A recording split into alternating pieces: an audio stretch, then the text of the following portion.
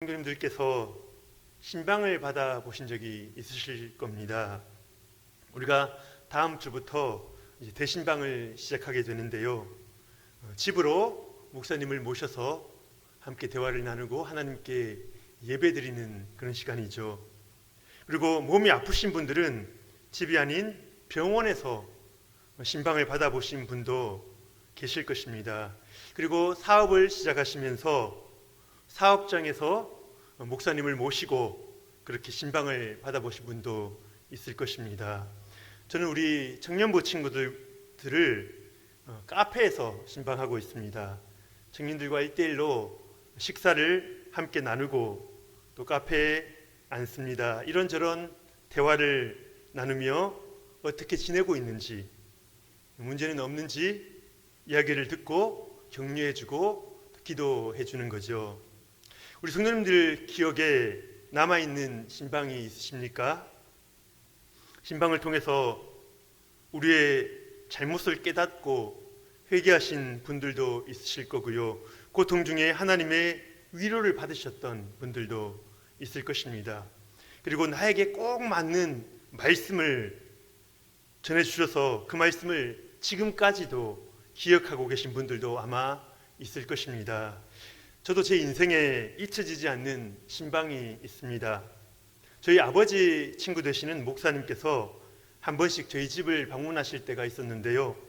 항상 그 목사님은 저희 집에 오시면 저를 먼저 부르십니다. 명철아, 우리 예배하자 그러세요. 인자한 얼굴로 그렇게 말씀을 하시면 그때가 제가 중고등학교 때 그때 시절이었는데요. 그러면 저는 제 성경책을 챙겨서 이제 거실로 나가서 이제 예배를 드리는 것입니다. 그날 목사님께서 저에게 주신 말씀이 디모데후서 2장 20절 21절 말씀이었는데요. 그게 제가 지금까지도 기억에 남아 있습니다. 제가 한번 읽어드리겠습니다. 큰 집에는 금그릇과 은그릇뿐 아니라 나무그릇과 질그릇도 있어 귀하게 쓰는 것도 있고 천하게 쓰는 것도 있나니 그러므로 누구든지 이런 것에서 자기를 깨끗하게 하면 귀히 쓰는 그릇이 되어 거룩하고 주인의 쓰심에 합당하며 모든 선한 일에 준비함이 되리라. 아멘. 아주 단순한 메시지였습니다. 금그릇, 은그릇이 중요한 것이 아니라 깨끗한 그릇을 하나님께서 사용하신다는 거죠. 이 말씀이 그 시간에 제 마음속에 박혔는데요. 하나님께서는 금그릇보다도 깨끗한 그릇을 원하시는구나. 깨끗한 자만이 하나님께 쓰임받을 수 있구나. 이 말씀이 아직까지도 온갖 유혹들로부터 저를 지켜주고 있습니다. 저는 하나님께 쓰임받고 싶었거든요. 그날 하나님의 말씀이 저를 신방해 주셨던 거죠. 요즘 새벽 기도 때 제가 누가복음 말씀을 나누고 있습니다. 1장과 2장을 설교했는데 그 본문이 상당히 길어요. 절수가 길어서 설교한 횟수가 10번이 넘더라고요. 이 두 장의 내용을 한마디로 요약한 것이 오늘 제 설교의 제목입니다. 자기 백성을 신방하시는 하나님. 말라기 선지자 이후에 400년 동안 이스라엘은 암흑기를 보냈습니다. 하나님이 침묵하시는 기간이죠. 선지자를 통해서 호통을 치시면 그 당시에는 힘들지만 차라리 그것이 훨씬 낫습니다. 침묵하고 계시다는 게 얼마나 두려운 일인지 모르거든요. 실제로 이스라엘은 그 시간의 사이에 상당한 고통의 시간을 보냈습니다. 그리스 셀유쿠스 왕조의 지배를 당하면서 엄청난 치욕을 겪습니다. 유대인을 멸시하기 위해서 그들의 그 종교성을 억누르기 위해서 성전에 돼지 피를 뿌려버립니다. 그리고 주님 오시기 한 60여 년 전에는 이제 로마가 그 지중해 세계의 패권을 잡게 되는데요. 로마가 이제 유대 땅을 지배하게 되는 것입니다. 로마의 세력을 등에 업고 유대를 다스린 왕이 바로 에돔 출신의 헤롯 대왕입니다. 헤롯 대왕이 유대인들에게 얼마나 못된 짓을 했는지 모르는데요. 바로 이처럼 고통당하고 있는 자기 백성에게 하나님께서 신방하시기로 결심을 하셨던 거죠. 그래서 누구를 보냅니까? 세례 요한과 예수님을 보내시는 거죠. 누가복음 1장과 2장에는 바로 세례 요한과 예수님의 탄생에 대해서 아주 자세하게 기록이 되어 있는 것입니다. 오늘 본문 말씀이 세례 요한을 잉태한 엘리사벳에 관한 이야기입니다. 쉽게 또 표현해 보자면 고통 중에 있는 엘리사벳이 하나님의 신방을 받은 것이죠. 오늘 본문 24절 25절 말씀 다시 한번 같이 읽어보겠습니다. 시작. 이후에 그의 아내 엘리사벳이 잉태하고 5달 동안 숨어 있으며 이르되 주께서 나를 돌보시는 날에 사람들 앞에서 내 부끄러움을 없게 하시려고 이렇게 행하심이라 하더라. 방금 읽은 25절에서 엘리사벳은 주께서 나를 돌보시는 날에 그렇게 말을 하고 있거든요. 여기서 돌본다는 이 오늘의 표현은 주목한다, 주시한다, 마음으로 관심을 둔다는 그런 의미입니다. 여기서는 이 단어에는 하나님께서 엘리사벳을 찾아오셨다, 방문하셨다 그런 의미도 들어있는 것이죠. 그래서 우리 식으로 표현하자면 하나님께서 엘리사벳을 신방하신 거라는 그런 표현으로 할 수가 있는 것입니다. 그렇다면 이 신방이 어떻게 이루어진 건가 하는 건데요. 이 내용을 오늘 3가지 포인트로 한번 살펴보겠습니다. 첫 번째는 신방 받기 전에 엘리사벳의 상황이 어떠했는가 하는 것을 먼저 살펴보고요. 두 번째는 엘리사벳의 문제를 해결하시는 하나님, 그리고 마지막으로 엘리사벳에게 사명을 주시는 하나님의 모습을 우리가 볼 수가 있는 것이죠. 첫 번째로 엘리사벳의 상황이 어땠는가 하는 건데요. 누가복음 1장 7절 말씀을 보시면 엘리사벳이 잉태를 못함으로 그들에게 자식이 없고 2사람의 나이가 많더라 그렇게 기록을 합니다. 엘리사벳과 남편 사가랴는요 족보에 있는 제사장 가문 출신입니다. 한쪽만 제사장 가문이라도 이 대단한 건데요. 2사람 모두 제사장 가문 출신으로 여겨집니다. 학자들이 연구해 보니 그럴 가능성이 많다 그렇게 이야기를 합니다. 그러니 주위 사람들이 이 가정을 바라보며 축복하고 너무나 부러워했을 것입니다. 그런데 문제는 엘리사벳에게 아이가 없다는 거죠. 엘리사벳과 사가랴가 간절히 그렇게 기도를 했을 겁니다. 그런데 하나님의 응답은 없고 나이만 들어가는 거죠. 당시 2사람의 나이가 60살이 넘었을 것이라고 보는데요. 이제는 인간의 힘으로 임신하리라는 소망이 사라진 상태입니다. 오늘 본문에서 엘리사벳은 그런 자신의 모습을 뭐라고 표현합니까? 부끄럽다. 그렇게 표현을 합니다. 아이를 가지지 못하고 늙어가는 자신의 모습을 볼 때 얼마나 처량하고 초라하게 느껴졌겠습니까? 지금이야 일부러 아기를 안 가지기도 하지만요. 당시에는 아기가 없다는 것은 하나님의 저주와도 같았습니다. 왜 하나님께서 이 경건한 부부를 이러한 상태에 두셨을까 하는 거죠. 하나님께서 우리를 어려움에 두실 때가 있습니다. 왜 우리를 그 어려움 가운데 두실까? 이게 이해가 안 되는 것입니다. 우리가 그토록 간절히 기도했는데 왜 우리 가정의 문제는 해결되지 않는 것일까? 이것이 우리의 고민 아니겠습니까? 하나님께서 이렇게 일하시는 이유가 분명히 있다는 거죠. 인간의 힘으로 안 된다. 인간의 한계를 깨닫고 절실한 마음으로 나에게 나오라. 그렇게 요청하시는 것입니다. 하나님의 신방을 요청하라. 우리가 어려운 문제가 있다면 그것은 하나님의 신방을 요청하라. 하나님께서 우리에게 주시는 말씀인 것이죠. 저는 신방을 생각하면서 성경 인물 중에서 삭개오가 가장 먼저 떠올랐습니다. 예수님이 직접 여리고 성에 들어가셔서 삭개오의 집까지 찾아가십니다. 그의 집에 들어가셔서 그와 함께 식사를 나누시고요. 또 말씀을 나누십니다. 죄인들의 친구라는 소리까지 들으시지 않습니까? 바로 이 신방 때 삭개오는 구원의 말씀을 들었고요. 완전히 변화되었던 거죠. 그런데 우리가 예수님이 오시기 전에 삭개오의 삶은 어땠을까? 그것을 많이 우리가 한번 묵상해 볼 필요가 있습니다. 돈만 있으면 인정받을 것이다. 그렇게 생각을 하고 열심히 준비해서 아마 공부도 열심히 했겠죠. 그래서 세리가 되는 것입니다. 돈을 많이 벌 수 있는 그 자리에 간 거죠.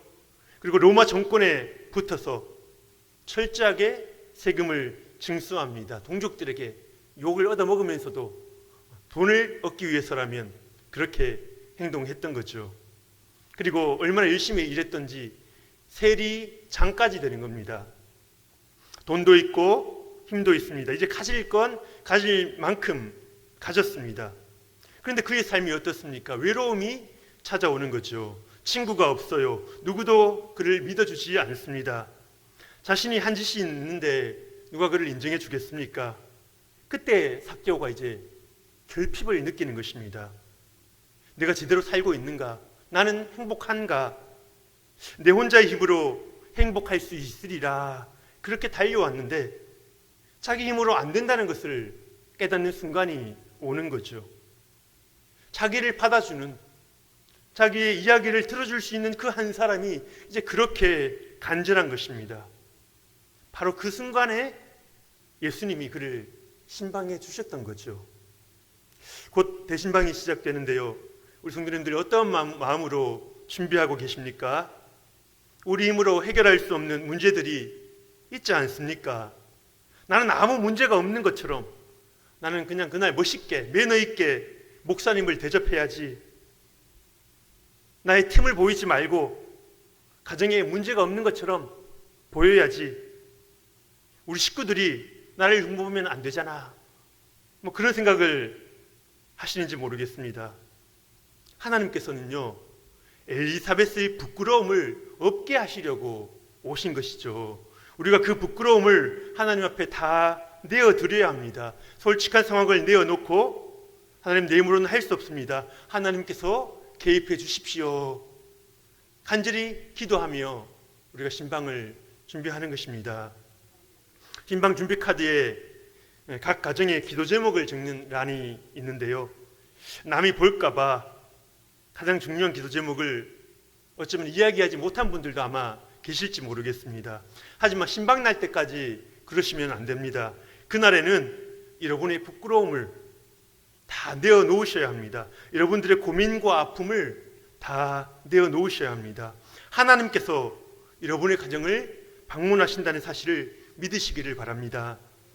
하나님께서 우리를 주목하고 계시고요, 우리의 삶에 큰 관심을 가지고 계십니다.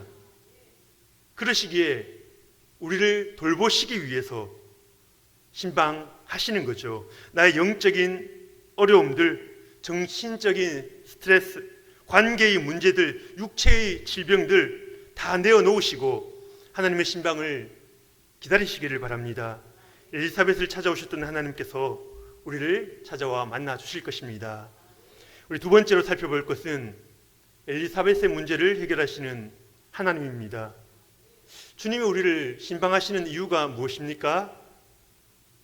우리 문제를 해결해 주시기 위해서지요. 엘리사벳의 문제가 뭐였습니까? 아이를 갖는 것입니다. 그의 부끄러움을 씻는 것입니다. 인간의 힘으로는 불가능하지만 하나님께는 가능하다는 거죠. 부부관계도 가지지 않았던 마리아가 성령으로 예수님을 잉태하지 않았습니까? 믿으시지요? 예, 우리 주일학교 아이들 믿습니다. 성령으로 잉태된 것을 믿습니다. 100세 아브라함에게 이삭을 주셨습니다. 하나님은 하실 수 있습니다. 물론 우리가 원하시는 대로 다 주시지 않을 수도 있지요. 자녀를 위해서 기도했는데, 자녀를 달라고 기도했는데 하나님이 나와 다른 생각을 가지고 계실 수도 있는 것입니다. 경제적인 문제를 놓고 기도했는데 어려운 기간이 좀 더 길어질 수도 있습니다. 하지만 중요한 것이 무엇입니까? 하나님은 우리를 위해서 최선의 것을 가지고 우리를 신방하신다는 사실입니다. 그 증거가 무엇입니까? 그분의 가장 귀한 독생자 아들을 우리를 위해서 내어 놓으셨잖아요. 그러니 우리는 하나님의 선하심을 믿으면서 나가는 것입니다. 이번 신방을 준비하시면서 하나님께로부터 가장 좋은 것을 기대하시기를 바랍니다. 육체에 질병이 있는 분들은 하나님의 치료하심을 기대하시기 바랍니다. 예수님께서 베드로의 처가댁을 신방하신 거 아시죠? 베드로의 장모의 열병을 고쳐주셨습니다. 그리고 그 동네의 귀신 들린 자들과 병자들을 다 고쳐주셨다, 그렇게 기록하고 있습니다. 이 사건을 기록하면서 마태는 이사야서 53장 4절 말씀을 인용하는데요, 우리의 연약한 것을 친히 담당하시고 병을 짊어지셨도다. 아멘. 한번 저를 따라서 한번 읽어볼까요? 혹시 몸이 아프신 분들 계십니까? 따라서 한번 읽어보시기 바랍니다. 우리의 연약한 것을 친히 담당하시고 우리의 병을 짊어지셨도다. 아멘. 그렇게 예수님이 오신 겁니다. 몸이 아프신 분들 이 말씀을 묵상하시면서 신방을 준비하시기 바랍니다. 우리의 정신적인 스트레스나 관계적인 어려움도 하나님께서 해결해 주실 것입니다. 예수님 만나기 전 삭개오는 제대로 된 관계가 하나도 없었습니다. 사랑의 관계, 섬김의 관계, 헌신의 관계를 경험해 본 적이 없어요. 강한 자 같았지만 항상 외로웠습니다. 부자였지만 항상 불안했고 두려웠습니다. 하지만 예수님이 그의 아픔과 고민을 다 들어주시지 않았습니까? 그리고 그의 친구가 되어주신 거죠. 예수님이 방문해 주시자 삭개오가 변화됩니다. 그의 영혼이 살아나고요, 스트레스가 사라지고요, 이 삭개오의 삶에 기쁨이 넘쳐나기 시작했던 것입니다. 그래서 어떻게 합니까? 자신의 재산의 절반을 가난한 자에게 나누어 주고, 또 내가 혹 속여서 이제 얻은 돈이 있다면 4배로 보상을 하겠다, 그렇게 이야기를 했던 것입니다. 하나님이 우리 가운데도 이런 일들을 이루실 것입니다. 외로운 자, 우울한 자, 두려운 자, 괴로운 자에게 주님의 평강이 임할 것입니다. 주님의 기쁨이 임할 것입니다. 하나님 신방해 주실 때에 깨어진 부부의 관계가, 깨어진 자녀와의 관계가 회복될 것입니다. 하나님은 우리 육체적, 정신적 문제뿐 아니라 우리 영적인 문제를 해결해 주실 건데요, 우리가 사마리아 여인을 알고 있지 않습니까? 사마리아 여인에게는 영적인 갈망이 있었습니다. 하나님을 예배하고 싶었습니다. 하나님을 잘 섬기고 싶은 마음이 있었습니다. 하지만 그의 육체적, 정신적 고통이, 삶의 어려움 때문에 하나님께로 나가던 길이 막혀 있었던 거죠. 예수님께서 이 여인의 마음을 아시고 이 여인을 돌보시기로, 이 여인을 찾아가시기로 결정을 하셨던 것입니다. 이 여인을 신방하기 위해서 사마리아 땅에, 유대인들 절대 사마리아 땅 지나가지 않죠. 그런데 그곳에 일부러 들어가셨습니다. 예수님은 그에게 영원한 생수를 주기를 원하셨죠. 하나님께 어떻게 예배할 수 있는가, 그것을 가르쳐 주기를 원하셨습니다. 바로 이 여인이 갈망했던 그 예배입니다. 예수님께서 말씀하시죠. 이제 예루살렘에서 예배하느냐, 그리심 산에서 예배하느냐, 그 장소가 중요하지 않다는 것입니다. 성령으로 말미암아 어디에나 계신 여호와의 영, 하나님의 영, 그 성령으로 말미암아 예수 그리스도 안에서 하나님을 예배하게 된다는 것이죠. 이 여인은 예수님이 바로 그토록 기다려왔던 구원자임을 깨달았던 것입니다. 물동이를 버려두고 동네로 달려가 외치는 거죠. 우리 영이 살아나고 성령으로 충만해지는 은혜가 있기를 축복합니다. 예수 그리스도로 가득 채워지고 예배가 살아나는 역사가 이번 신방 가운데 있기를 축복합니다. 마지막으로 하나님은 엘리사벳에게 사명을 주십니다. 하나님이 엘리사벳을 신방하시자 그녀의 부끄러움이 해결되었습니다. 그죠? 아이를 임신하게 되었죠. 그런데 이제 여기서 신방이 끝나는 것이 아닙니다. 우리의 문제만 해결되고 신방이 끝나는 것이 아닙니다. 항상 주도권은 하나님께 있거든요. 엘리사벳의 고민을 해결하신 하나님은 이제 그녀에게 사명을 주시는 거죠. 그녀의 사명이 무엇입니까? 아이 요한을, 이제 태어날 그 아이 세례 요한을 자기 부부의 자랑으로 키우는 게 아니죠. 예수 그리스도의 길을 준비할 하나님의 자녀로, 하나님의 일꾼으로 키워내는 것입니다. 양육하는 것입니다. 엘리사벳은 아들을 잉태한 기쁨이 가득했지만 동시에 확실한 사명을 부여받았던 것입니다. 삶의 목적이 생긴 거죠.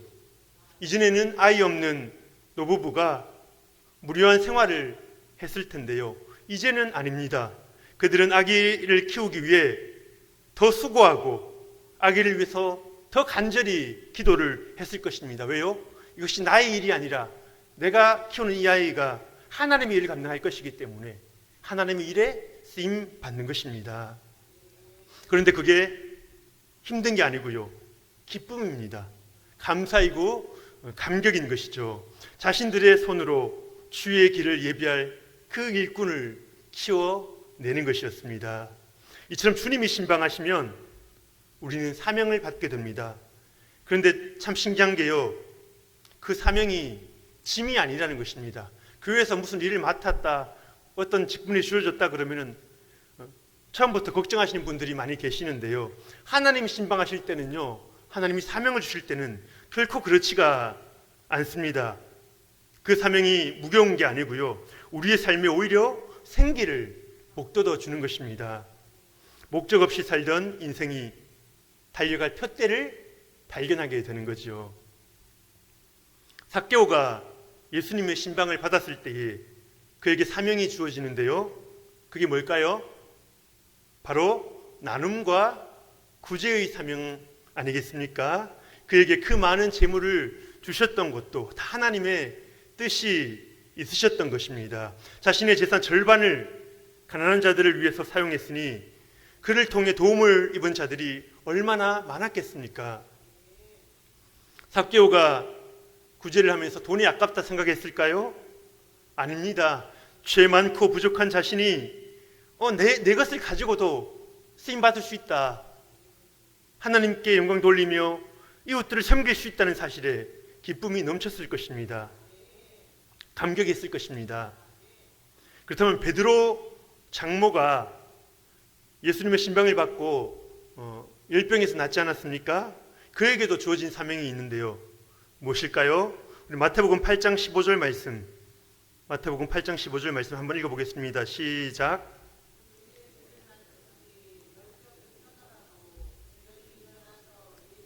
수종 들더라. 열병에서 회복되어 일어나자마자 어떻게 합니까? 예수님을 섬기는 것입니다.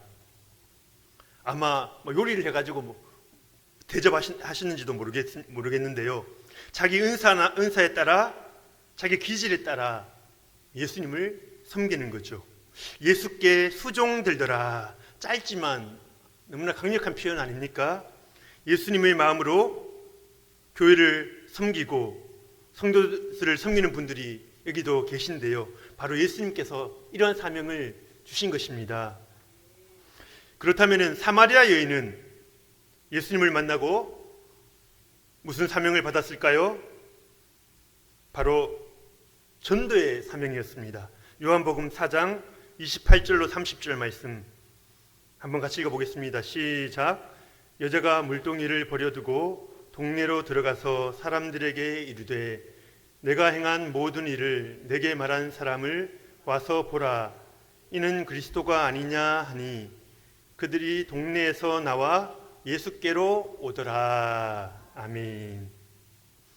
사명이 생기니까요, 이 여인은 물동이를 버려두고 달려가는 것입니다. 동네 바깥에 있는 우물가에서 동네 안까지 아마 100m 달리기를 하듯이 뛰었을 것입니다. 숨을 헐떡이면서 사람들에게 이야기하는 거죠. 내가 그리스도를 보았습니다. 모두 와서 보세요. 모두 오셔야 됩니다. 그렇게 소리를 쳤을 겁니다. 그런데 재밌는 게 뭔지 아십니까? 예수님을 신방하기 직전에 이 여인은 대인 기피증이었다는 사실입니다.